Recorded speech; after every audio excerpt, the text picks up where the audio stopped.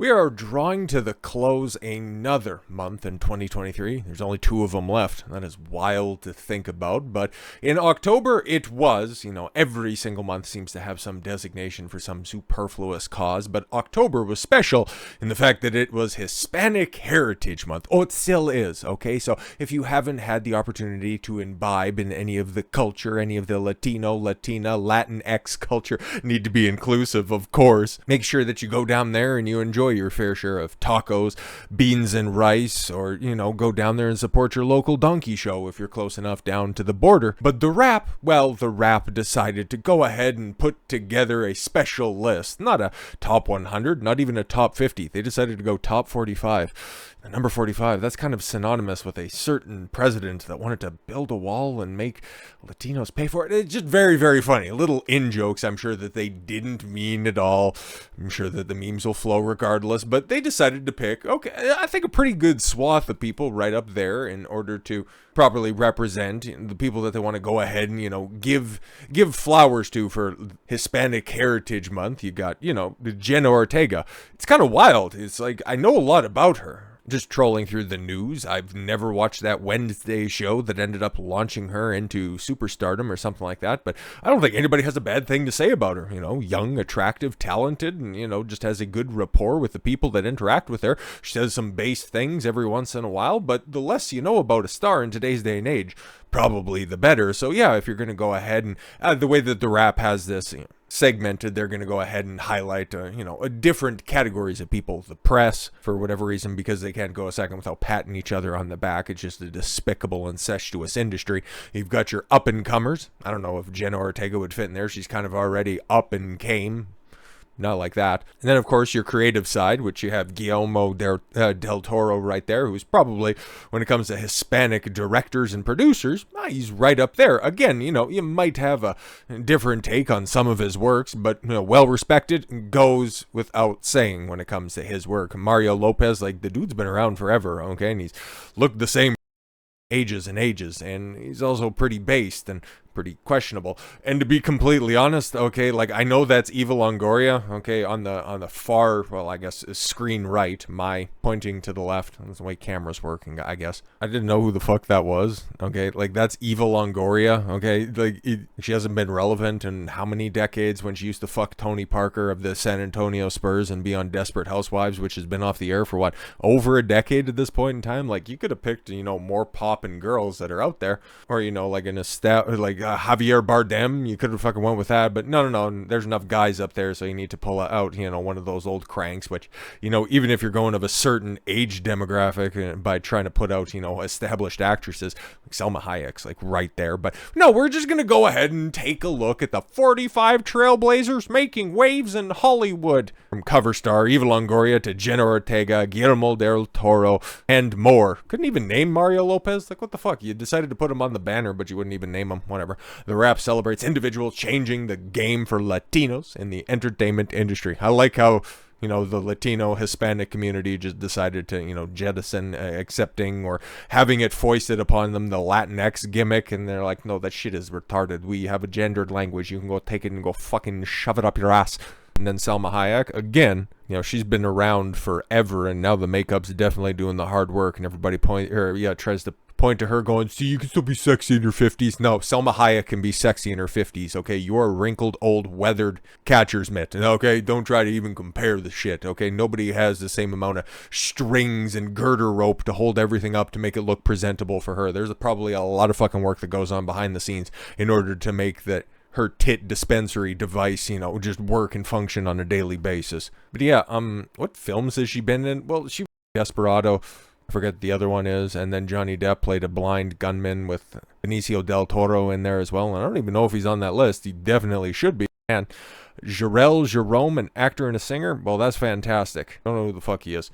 Oh, John Leguizamo. Oh my god. They're just really trolling the bottom of the barrel on this stuff. Oh, speaking of which, this old hag out here. Oh my god, Jennifer Lopez. And then you finally got, AC Slater out here. You have him on the header, and it takes you how long to get to him? Holy man. Rita Moreno. Nothing wrong with that at all. Okay.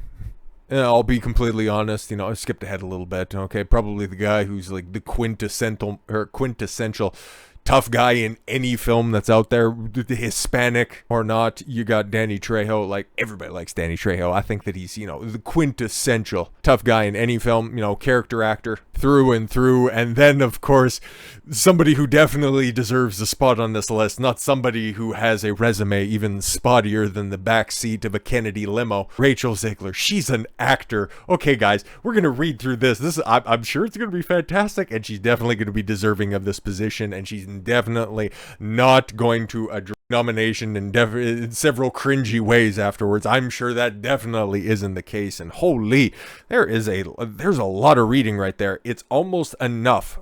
The way that it's currently formatted, there's almost enough words right down there to fill the gap between her two eyes. It's an honor to be recognized in a way that both celebrates our heritage and lifts up the contributions we all make in this industry, where it can be particularly hard for us to be seen and heard in a meaningful way.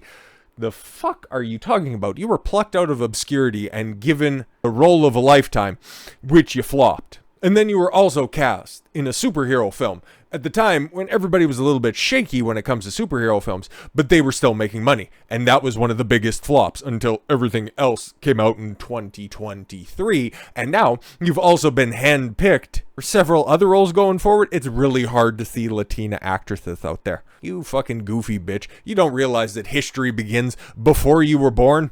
Anyways, Zegler herself has made a remarkable accomplishments in the industry in a short time. Yeah, remarkable. Of how quickly you can become the most disliked individual in all of Hollywood. I'll continue. She burst onto the scene in 2021 with a film remake of West Side Story, which flubbed and failed so badly that they were trying to continue out the whole, it's because nobody wants to return back to the theater, that's why it collapsed. And then like the week or the second week after that abysmal flop trickled out into the theaters, Spider-Man No Way Home came out and No Way Home came out and made $1 billion. So yeah, no, nobody wants to go back to the theater. Dog. What a hilarious individual. Yeah, making her film debut, playing a character once inhabited, by Natalie Wood. Oof. Well, I hope she doesn't end up facing a similar fate, but her career likely will. Stay away from a descendant of Richard Wagner is no small feat. She is a small person, so she probably does have small feet. Oh, it's a different type of feet. But Zegler did it with grace and warmth. What the fuck? Yo, nobody's seen an interview with this bitch. I still don't think I'm quite ready for the life I already have. Keep that in mind for a second. Despite being extremely grateful for it, for every opportunity it has brought me. Oh, you're going to bring me to tears, lady. Oh, my God. That life is now seeing her take on the role of Lucy Baird Gray in the latest Hunger Films film. And playing the first Disney princess, Snow White. Yes, Snow Off-White. Which, listen, you're playing Snow White and you're a part of the Latino Power 45 list. Don't you just see the disc? No, that's racism. The later role has drawn its fair share of controversy. This is supposed to be bigging up the established Latino performers in the industry, and you're out there complaining about my toxic fans. Oh, Hollywood, your descent into obscurity cannot come quickly enough. Yes, the latter role has drawn its fair share of controversy in a similar way that Halle Berry, who's black, but also is afflicted by, a walleye syndrome, is that what we're calling it? Casting for The Little Mermaid. Yeah, exactly. Ariel's not black. She also didn't get saved by a prince. How well did that film do? Fantastic. But to see a new generation of young girls see Latina actress in the role will be revolutionary. Fuck off. If it's so revolutionary, you should have just called it, Snow Blanco or Blanco. Nieve Blanco. Maybe you should have just done that, okay? It would have been a little bit more appropriate.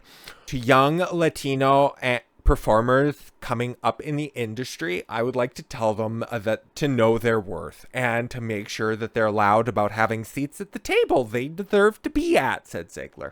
I have learned the hard way that we have to be fearless and loud in order to be heard and to prepare for the backlash that occasionally comes with that outspokenness.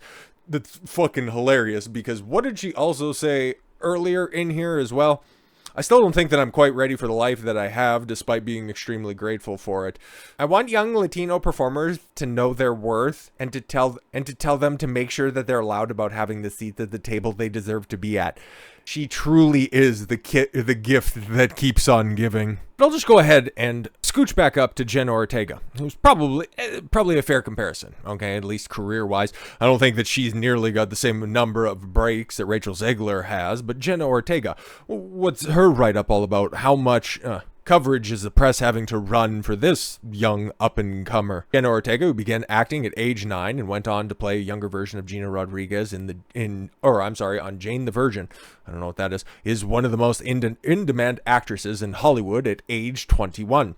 In taking on the lead in Netflix's Wednesday, she ably matched the high bar set by Christina Ricci in the 1990s Addams Family for the TV show movie, earning Golden Globe, Emmy, and Screen Actors Guild nominations for her portrayal of the beloved character. Okay, showing competency. Wednesday is technically a Latina character, and that's never been represented. Yeah, Gomez Addams, Morticia marrying into... Yeah, no, actually, that one does check out. Ortega said, when the series debuted, anytime that I have an opportunity to represent my community, I want that to be seen, not trying to take over another character in order to shoehorn representation. See the difference? As she told Cosmopolitan, she chooses her roles with care. See, I like her even more, and I don't even watch anything that she's in.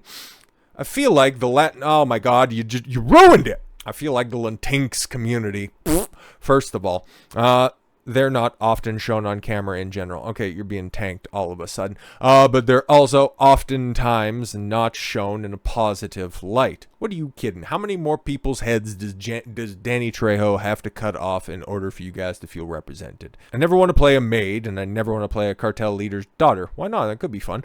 I would much rather play a person of power, a powerful character in a positive way. Cool.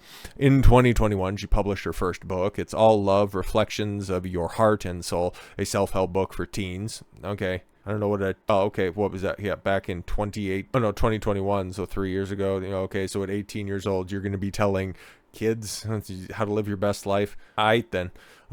In 2018, she visited a facility for undocumented illegal aliens who had been separated from their parents with "I do care and you should too" emblazoned on her jacket in a rebuke to then First Lady Melania Trump. "I really don't care, do you?" Oh, the coat that you wore. Yeah, okay, whatever. Okay. That was back in 2018. She's since said, more important things. But look at the way that the media wants to go ahead and represent her. She's on the right side, guys. Actress is adding producing to her wheelhouse with the upcoming romantic drama Winter, Spring, Summer, Fall. And we'll star with Trey Edward Schultz's next film alongside Oscar nominee Barry Cogan. I don't really know any of that shit. But yeah, the media is telling you both Jenna and Rachel are the future of Hollywood. Except when they do write-ups, one has to have a copious amount of defense run for her, and the other one can just, present her resume. Somebody who hadn't been given the same number of opportunities. I don't know what the fuck Jane the Virgin is. How well does that stack up with West Side Story?